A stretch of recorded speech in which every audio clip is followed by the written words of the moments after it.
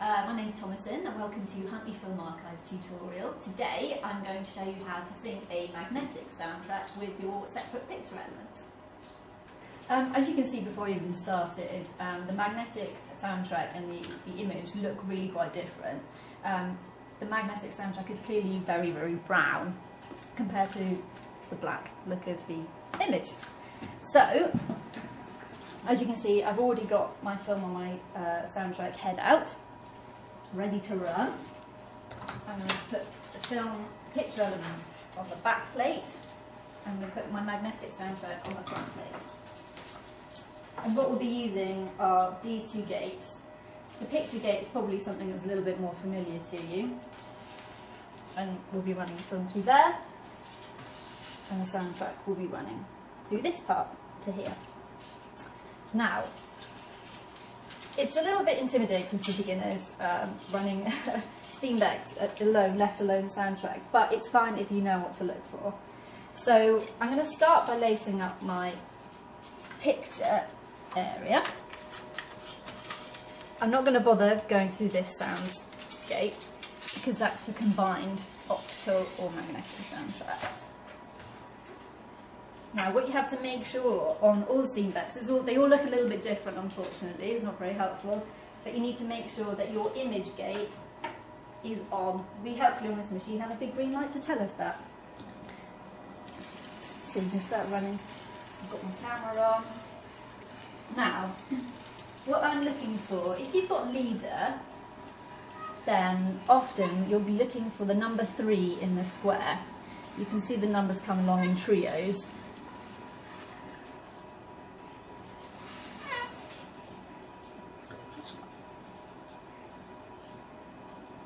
There we go.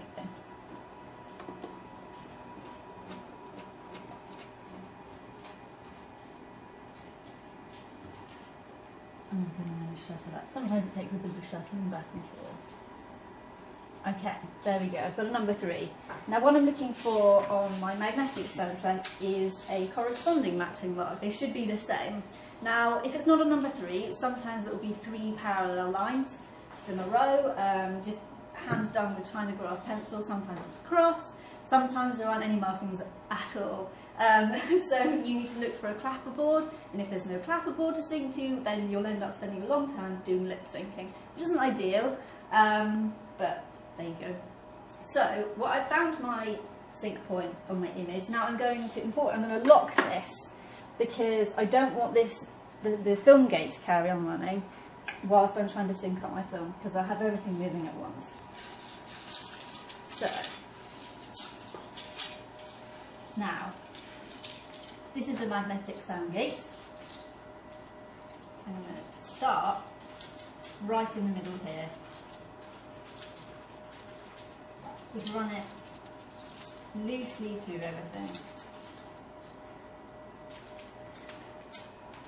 Now, you actually want it to run quite tightly. So I'm going to make sure that my perfs are really almost there on that side, and then I'm going to do exactly the same on this side. Give it a pull.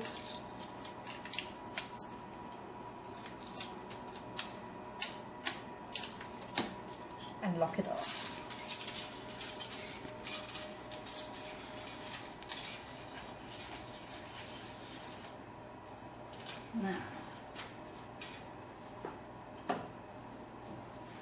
Now I'm going to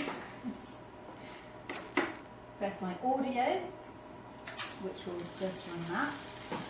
Now I'm looking out for number 3 again. Unfortunately I won't have the picture up there.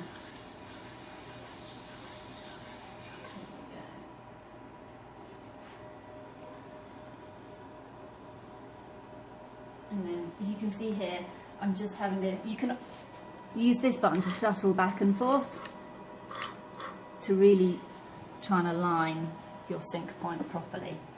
Now, let's give it a test. I'm going to put my image back on, so they should run in unison.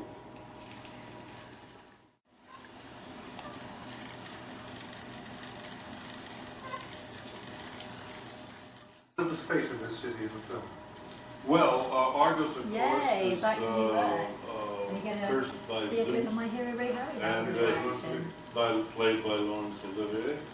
And So if you're watching this film on YouTube, please do follow the link to our blog in the information below, because I move on to talk more about the preservation of magnetic soundtracks images, but also the optical soundtrack, variable area and variable density.